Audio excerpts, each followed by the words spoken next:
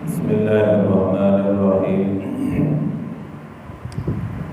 اللهم صل على سيدنا محمد وعلى آل سيدنا محمد وبارك وسلم. اللهم صل على سيدنا محمد وعلى آل سيدنا محمد وبارك وسلم. اللهم صل على سيدنا محمد وعلى آل سيدنا محمد وبارك وسلم. اللہ رب العزت کی 18,000 مخلوقات ہیں،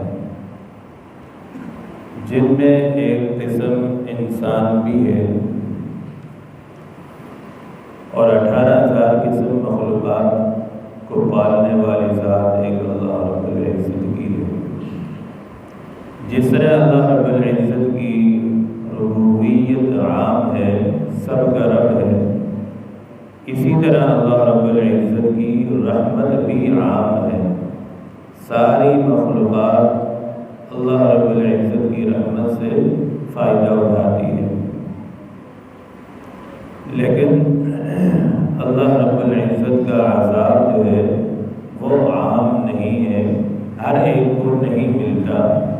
جو فاسق و فاجر گناہگار ہوتا ہے اس کو اللہ پاک عذاب دیتے ہیں۔ اس میں بھی سے یہ ہے قال عذابی اصیب بہ من نشاء، جس کو اللہ چاہتے ہیں عذاب دے دیتے ہیں، جس کو چاہتے ہیں اپنی رحمت سے ورحمتی وسعت کل شیء، جس کو چاہتے ہیں اپنی رحمت سے معاف فرما دیتے ہیں۔ تو اللہ رب العزت کی رحمت غضب پر غالب ہے۔ ان رحمتی سبقت علی غضبی۔ تو میں نے صبح کے درس میں عرض کیا تھا کہ اللہ رب العزت کی رحمت کی 4 مثالیں عرض کرنی ہیں۔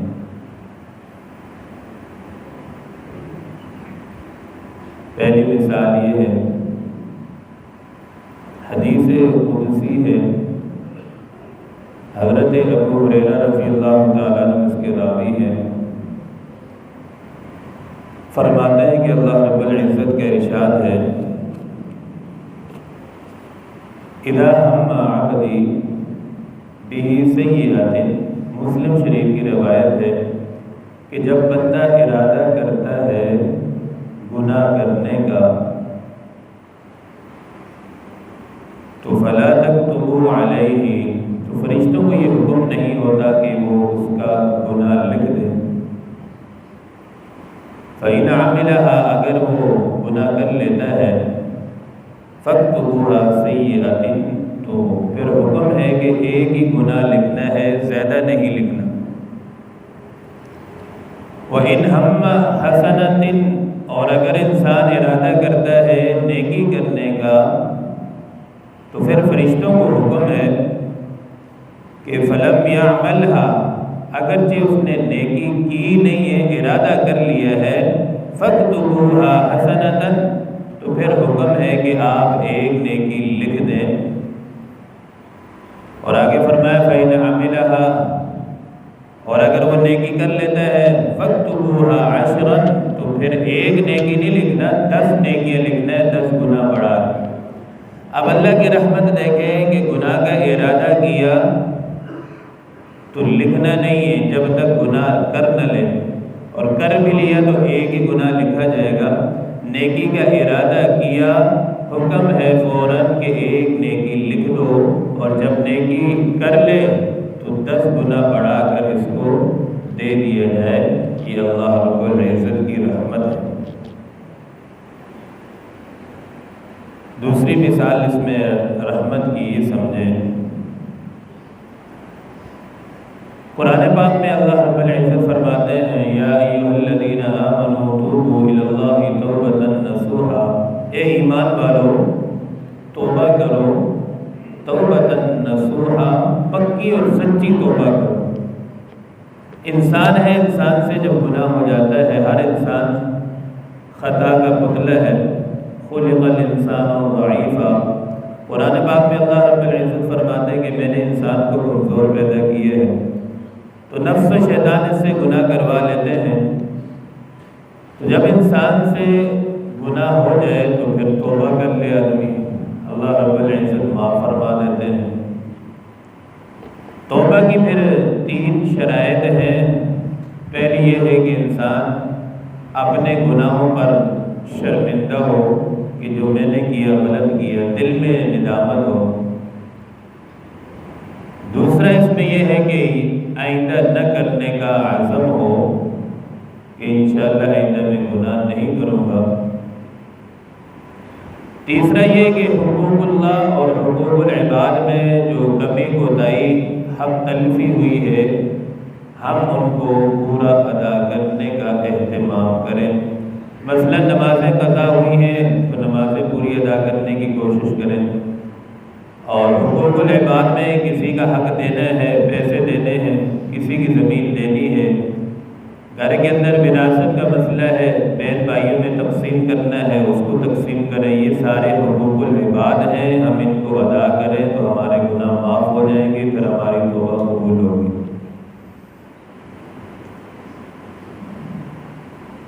اللہ رب العزت اپنے بندے کی توبہ سے خوش ہوتے ہیں۔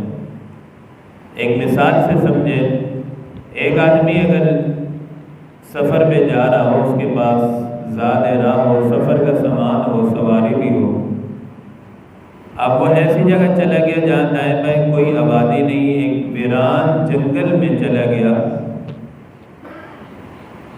جنگل میں جا کر آرام کرنے لگ گیا، تو جب سو کر اٹھتا ہے تو دیکھتا ہے اس کی سواری نہیں ہے، سامان بھی سب کچھ گم ہو گیا۔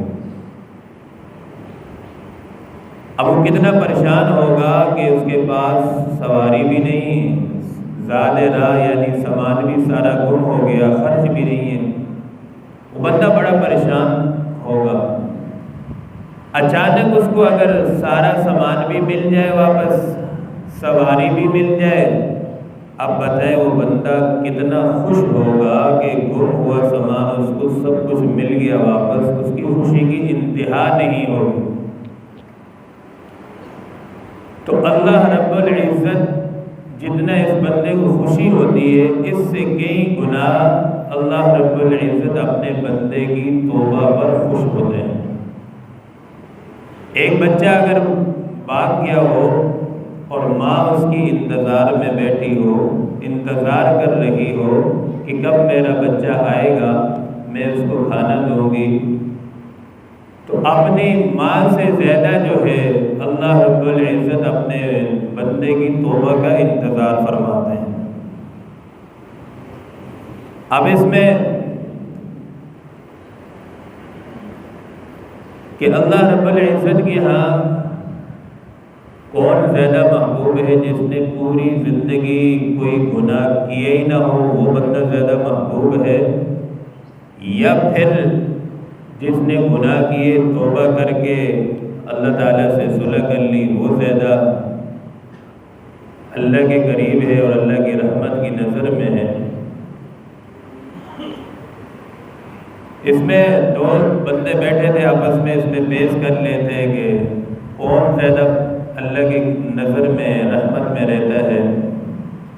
بحث چل رہی تھی، ایک کہہ رہا تھا کہ جس نے کبھی گناہ کیا ہی نہ ہو وہ اللہ کی رحمت میں زیادہ رہتا ہے، دوسرا کہہ رہا تھا نہیں بھائی وہ زیادہ رہتا ہے جس نے گناہ کے بعد توبہ کر لی، اللہ تعالیٰ سے صلح کر لی، وہ اللہ تعالیٰ کی رحمت میں زیادہ رہتا ہے، اللہ کا پسندیدہ ہے۔ تو ایک بزرگ گزر رہے تھے جن کا کام تھا روئی کا کام، تو انہوں نے کہا دیکھو میں نے قرآن و حدیث تو نہیں پڑھا، لیکن میں تجربے سے یہ کہتا ہوں کہ جب ہم کام کر رہے ہوتے ہیں مشین پر، ہم دھیان رکھتے ہیں جو دھاگا بار بار ٹوٹ جاتا ہے، ہم اس پر نظر رکھتے ہیں کہ یہ دھاگا دوبارہ ٹوٹ نہ جائے۔ تو اس سے مجھے یہ سمجھ آیا کہ جو بندہ گناہ کرتا ہے، گناہ کے بعد توبہ کر لیتا ہے، تو اللہ کی رحمت کی نظر اس پر زیادہ ہوتی ہے۔ تو انسان خطا ہو جائے تو دوبارہ توبہ کر لیں، توبہ سے انسان کی ساری خطائیں معاف ہو جاتی ہیں۔ قرآن پاک میں اللہ پاک ارشاد فرماتے ہیں قُلْ يَا عِبَادِيَ الَّذِينَ أَسْرَفُوا عَلَىٰ أَنفُسِهِمْ لَا تَقْنَطُوا مِن رَحْمَةِ اللَّهِ، اے میرے وہ بندوں جنہوں نے اپنی جانوں پر ظلم کیا ہے اور ظلم کی وجہ سے اپنے آپ کو پریشانی میں ہلاکت میں ڈالا ہے، تو اللہ پاک فرماتے ہیں لا تقنطوا من رحمت اللہ، میری رحمت سے مایوس مت ہو، توبہ کریں اگرچہ تمہارے گناہ زمین و آسمان کی خلا کو بھی چھونے لگے، پھر بھی اللہ رب العزت کی رحمت بہت زیادہ ہے، تمہارے گناہ کم ہے، اس لیے اللہ تعالیٰ سے معافی مانگے۔ ان اللہ یغفر الذنوب جميعا، اللہ تعالیٰ سارے گناہوں کو معاف فرما دیں گے اور تانا بھی نہیں دیں گے کہ بندے تو اب گناہ کر کر کے اب تو میرے پاس آ رہا ہے، بوڑھا ہو جائے پھر بھی سارے دنیا سے ختم ہو جائے، وہ اللہ کے در پہ آتا ہے تو اللہ تعالیٰ اس کو پھر بھی تانا نہیں دیتے بلکہ اسے معاف فرما کر اس کو اپنی رحمت سے نوازتے ہیں۔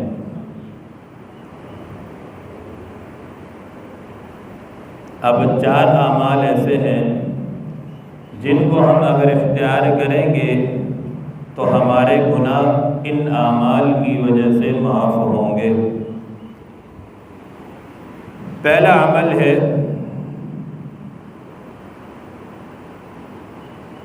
کہ ہم نیک اعمال اختیار کریں۔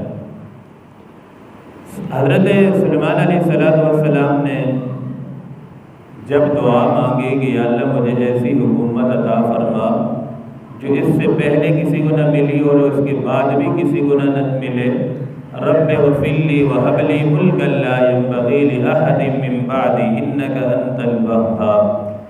تو دعا مانگنے سے پہلے سلیمان علیہ السلام نے اپنی بخشش کی دعا مانگی، رب اغفر لی، اے اللہ مجھے معاف فرما اور مجھے ایسی حکومت عطا فرما۔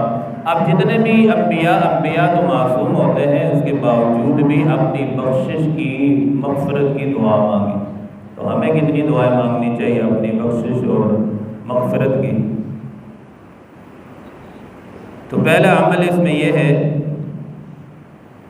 کہ ہم توبہ کریں، اس سے ہمارے گناہ معاف ہوں گے، بلکہ گناہ ہی معاف نہیں ہوں گے، جو ہمارے گناہ ہوں گے اللہ تعالیٰ ان کو نیکیوں سے تبدیل فرمائیں گے۔ قرآن پاک میں ہے اِلَّا مَن تَابَ وَآمَنَ وَعَمِلَ عَمَلًا صَالِحًا فَأُولَٰئِكَ يُبَدِّلُ اللَّهُ سَيِّئَاتِهِمْ حَسَنَاتٍ۔ جب بندہ سچے دل سے توبہ کرتا ہے، جو گزشتہ زندگی کے گناہ ہوتے ہیں اللہ انہیں معاف فرما کر نیکیوں میں تبدیل فرما دیتے ہیں۔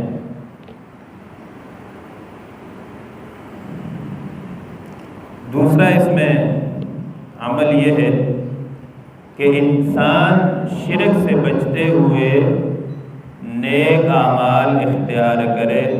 ظاہر سی بات ہے جب آدمی شرک کرے گا تو اس کا کوئی عمل اللہ کے ہاں قبول نہیں ہوتا۔ عقائد درست ہونے چاہیے، جب عقائد درست ہوں گے تو سارے اعمال قبول ہوں گے۔ دوسرا عمل یہ ہے کہ اپنے آپ کو شرک سے بچاتے ہوئے نیک اعمال اختیار کریں۔ قرآن پاک میں اللہ پاک ارشاد فرماتے ہیں فَمَنْ كَانَ يَرْجُو لِقَاءَ رَبِّهِ فَلْيَعْمَلْ عَمَلًا صَالِحًا وَلَا يُشْرِكْ بِعِبَادَةِ رَبِّهِ أَحَدًا۔ تو جس کو یہ امید ہو کہ اللہ رب العزت سے ملاقات کرنی ہے تو اس کو چاہیے کہ وہ نیک اعمال اختیار کریں۔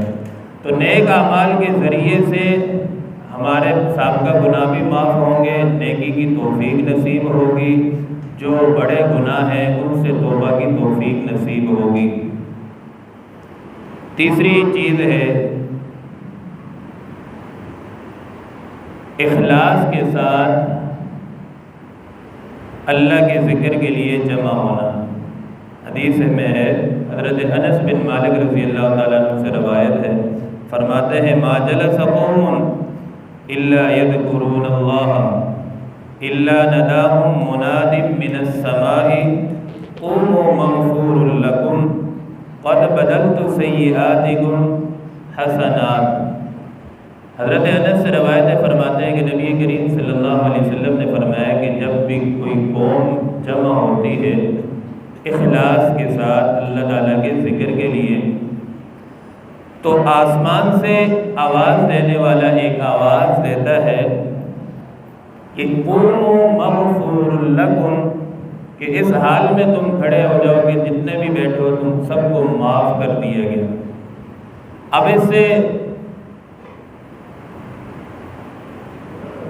وعظ و نصیحت کی جو مجلس ہوتی ہے وہ بھی آ جاتی ہے، دعوت و تبلیغ کی مجلس وہ بھی آ جاتی ہے، درس و تدریس کی مجلس ہے وہ بھی آ جاتی ہے، تعلیم کی مجلس ہے، جتنی بھی نیک مجالس ہیں وہ اس حدیث کے ضمن میں آ جاتی ہیں، اور اس میں شریک ہونے والوں کو اللہ تعالیٰ معاف فرما دیتے ہیں۔ آگے جماعت کی نماز ہے، یہ بھی اس میں شامل ہے، یہ بھی نیک مجلس ہے، دیگر جتنی مجلسیں نیک ہیں وہ سب اس میں شامل ہے۔ اب فرشتے سوال کرتے ہیں، یا اللہ ایک آدمی تو ایسا ہے کہ وہ اس نیک مجالس میں شریک ہونے کے لیے ارادے سے تو نہیں آیا، لیکن کسی کام سے جا رہا تھا، وہ بھی بیٹھ گیا، تو اس کے لیے کیا حکم ہے؟ تو اللہ فرماتے ہیں کہ اس کو بھی میں معاف فرما دیتا ہوں۔ حالانکہ ارادے سے نہیں آیا، اللہ کی رحمت دیکھیں، وہ اپنے کام سے جا رہا تھا، تھوڑی دیر بیٹھ گیا، اس نے بات سن لی، ذکر میں بیٹھ گیا، شامل ہو گیا، اللہ تعالیٰ کی رحمت اتنی کہ اللہ تعالیٰ اسے بھی معاف فرما دیتے ہیں۔ اللہ تعالیٰ تو بندے کو معاف کرنے کے لیے بہانے ڈھونڈتے ہیں کہ کسی بہانے سے میں اپنے بندے کو معاف کر دوں۔ وَمَا كَانَ اللَّهُ لِيُعَذِّبَهُمْ وَأَنْتَ فِيهِمْ، اللہ تعالیٰ اپنے بندوں کو عذاب دینا نہیں چاہتے،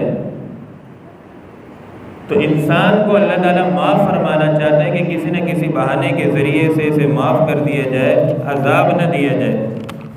تو یہ اعمال ہیں جن اعمال کے کرنے سے اللہ رب العزت ہمارے اوپر رحم فرمائیں گے۔ چوتھا عمل ہے اس میں رمضان کے حقوق کی ادائیگی کے ساتھ ساتھ، رمضان کے حقوق ہیں جیسے روزہ رکھنا، یہ رمضان کا حق ہے، تراویح ہے، جتنے دیگر اعمال ہیں، ان کی ادائیگی کے ساتھ ساتھ آدمی ادا کرتے ہوئے جب عید کے لیے چلتا ہے، نماز عید پڑھنے کے لیے،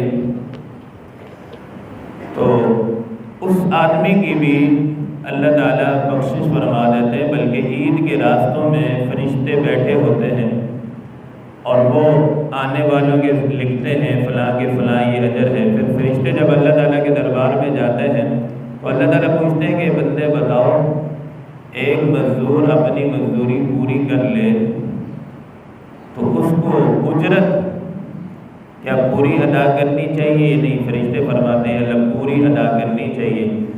اللہ تعالیٰ جانتے ہوئے سب چیز یہ اس لیے پوچھتے ہیں، جب انسان کو اللہ تعالیٰ پیدا فرما رہے تھے تو فرشتوں نے کہا تھا کہ یا اللہ ہم عبادت کے لیے تو کافی ہیں، 24 گھنٹے پوری زندگی ہم عبادت میں لگے ہوئے، آپ انسان کو پیدا فرمائیں گے، یہ دنیا میں جا کر خون ریزی کریں گے، فساد پھیلائیں گے، تو اللہ تعالیٰ ان کو بتانے کے لیے، جتانے کے لیے یہ فرشتوں سے پوچھتے ہیں کہ دیکھو میرے ایسے بندے بھی ہیں جنہوں نے روزے بھی رکھے، تراویح بھی پڑھی، اپنے آپ کو کھانے پینے سے ہر چیز سے روکے رکھا، میرے حکموں کی تابعداری کی، کتنے اچھے بندے ہیں کہ دیکھو آپ تو اعتراض کر رہے تھے لیکن یہ ان میں اچھے بندے بھی ہیں جو میری فرمانبرداری کرنے والے ہیں۔ تو یہ اس لیے اللہ رب العزت فرشتوں کو جتانے کے لیے یہ حکم فرماتے ہیں۔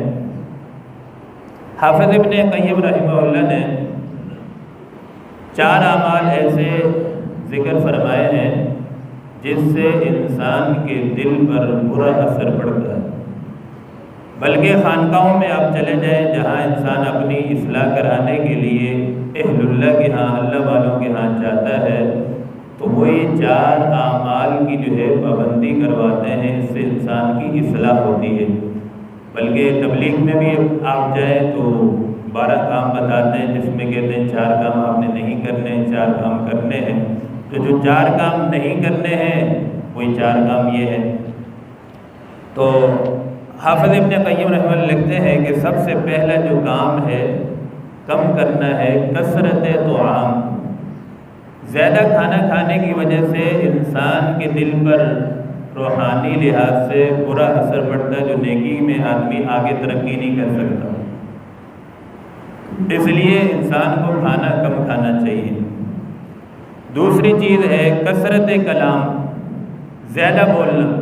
بعض لوگوں کی عادت ہوتی ہے بلا وجہ زیادہ باتیں کرنے کی، تو حدیث میں ہے من صمت نجا، جو خاموش رہا، چپ رہا، اس نے نجات پائی۔ تو کثرت کلام میں یہ ہے کہ آدمی جب زیادہ باتیں کرتا ہے اس میں غیبت بھی ہوتی، لوگوں کی بہت ساری ایسی باتیں منہ سے نکل بھی جاتی جو انسان کے اس میں نہیں ہوتی، تو بعد میں اسے معافی بھی مانگنا پڑتی ہے۔ اس لیے فرمایا کہ کثرت کلام کے بجائے کم بولا جائے، ضرورت کے تحت بولا جائے، زیادہ بولنے سے اعتراض۔ تیسری چیز ہے کثرت منام، زیادہ سونا، اس سے بھی دل انسان کا مردہ ہو جاتا ہے، روحانی لحاظ سے ترقی نہیں کر سکتا، دل غافل ہو جاتا ہے۔ تو سونا بھی کم چاہیے، کم کھانا، کم بولنا، کم سونا۔ تیسری چیز ہے کثرت اختلاط مع الانام، لوگوں سے زیادہ ملنا، یہ بھی نقصان دہ ہے۔ لوگوں سے کم ملاقات، کم ملنا چاہیے، اس سے بھی روحانی لحاظ سے ترقی ہوتی ہے۔ تو یہ چار چیزیں جو ہے ان سے رمضان کے مہینے میں آدمی علاج کر سکتا ہے۔ کثرت طعام، روزہ رکھتا ہے خود بخود قلت طعام کی طرف آ جاتا ہے آدمی۔ کثرت کلام، تو اس میں بھی روحانی لحاظ سے رمضان میں ہم علاج کر سکتے ہیں۔ کثرت منام ہے، رات کی تراویح جب پڑھیں گے تو ہمیں جو ہے نیند میں کمی کا وہ ہوگا۔ تو بہت سارے ساتھی ایسے ہوتے ہیں کہ جی قرآن مجید ہم نے سنا لیے 10 روزہ، اب بھاگتے ہیں کہ ایسی تراویح ہو جو 10 منٹ کے اندر ختم ہو۔ حالانکہ ہمارا ایمان اتنا کمزور ہے، ہمیں تو یہ چاہیے کہ ایسی جگہ تراویح پڑھیں جہاں پرسکون اور دوبارہ قرآن سنا جائے، گناہ تو نہیں ہے۔ بس 10 صورتوں کی طرف بھاگتے ہیں کہ جلدی جلدی تراویح پڑھیں، ختم کریں۔ اور بھائی 10 منٹ میں تراویح پڑھ کے آپ نے کیا کر لینا؟ 10 گھنٹے تو آپ گیٹ میں بیٹھ جاتے ہیں، 10 گھنٹے تو ہوٹلوں میں ضائع کر دیتے ہیں۔ یہ ایک شیطان کا وسوسہ ہوتا ہے کہ اس کو مسجد سے جلدی نکالیں۔ حالانکہ مومن کا دل تو مسجد میں اٹکا رہتا ہے۔ مومن کی پہچان یہی ہے کہ وہ مچھلی کی طرح تڑپتا ہے کہ کب نماز کا وقت آ جائے اور میں مسجد میں پہنچ جاؤں۔ تو 10 گھنٹے ہم بعد لگا دیں گے ہوٹلوں میں دائیں بائیں، مگر 10 منٹ ہم تراویح میں لگانے کے لیے تیار نہیں ہوں گے۔ یہ ہماری ایمان کی کمزوری ہے۔ تو جب آدمی تراویح عید کے لیے جاتا ہے تو اللہ تعالیٰ فرماتے ہیں کہ میرے بندے نے روزے رکھے، تراویح پڑھی، تو پھر اللہ تعالیٰ فرشتوں کو قسم کھا کر فرماتے ہیں فَبِعِزَّتِي وَجَلَالِي وَكَرَمِي وَارْتِفَاعِ مَكَانِي، اللہ پاک فرماتے ہیں میری عزت کی قسم، میری جلال کی قسم، میرے بلند مرتبے کی قسم، میرے رحم کی قسم، میں نے ان سب کو معاف کر دیا۔ قوموا مغفور لکم، جتنے بھی عید پڑھنے آئے ہوتے ہیں اللہ تعالیٰ فرماتے ہیں کہ اس حال میں کھڑے ہو جائیں کہ میں نے ان سب کو معاف کر دیا۔ بات کو میں سمیٹنے کی طرف لے جا رہا ہوں۔ ایک حدیث ہے، قیامت کے دن ظاہر سی بات ہے جب ہر انسان کے اعمال کھلیں گے تو ہر انسان پریشان ہوگا۔ ایک آخری جنتی جو جنت میں جائے گا اور آخری جہنمی جس کو جہنم سے نکالا جائے گا، نکال کے جب وہ اللہ رب العزت کے دربار میں لایا جائے گا تو اس کے چھوٹے چھوٹے گناہ اس کو یاد دلائے جائیں گے کہ آپ نے فلاں وقت میں یہ گناہ کیے۔ وہ پریشان ہوگا، کہے گا بڑے گناہ تو ابھی بہت ہیں، ان کو تو ابھی یاد دلایا نہیں، اوپر دل میں پریشان ہوگا۔ تو اللہ پاک اس کو فرمائیں گے کہ بندے تیرے چھوٹے بڑے سارے گناہ میں نے معاف کر دیے اور میں نے تجھے جنت عطا فرما دی۔ وہ جنت بھی ایسی ہوگی، آخری جنتی کو جو ملے گی اس دنیا سے 10 گنا بڑی جنت اللہ پاک عطا فرمائے۔ تو میرے دوستو، پوری کائنات کی جتنی مائیں ہیں، ماں ایک اپنے بیٹے سے کتنی محبت کرتی ہے، ساری کائنات کے ماؤں کا پیار جمع کرو، اللہ تعالیٰ 70 گنا زیادہ ان سے جو ہے اللہ رب العزت اپنے بندے سے پیار فرماتے ہیں۔ تو اللہ رب العزت جو ہے اپنے بندوں سے پیار فرماتے ہیں۔ ہمیں چاہیے، جمعۃ الوداع ہے، آخری جمعہ ہے، اس میں ہم جتنے لمحات باقی ہیں رمضان المبارک کے، ہم ان کو غنیمت جانتے ہوئے خوب آہوزاری کریں، رونا دھونا کریں، اللہ تعالیٰ سے خوب مانگیں، تلاوت کا اہتمام زیادہ کریں، صلاۃ التسبیح کا، صلاۃ التہجد کا، اور جتنا ہو سکے قرآن مجید کی تلاوت زیادہ کریں۔ اللہ رب العزت ہمیں جتنے باقی لمحات ہیں رمضان کی قدر کرنے کی اور اس کو قیمتی بنانے کی توفیق عطا فرمائے۔ وآخر دعوانا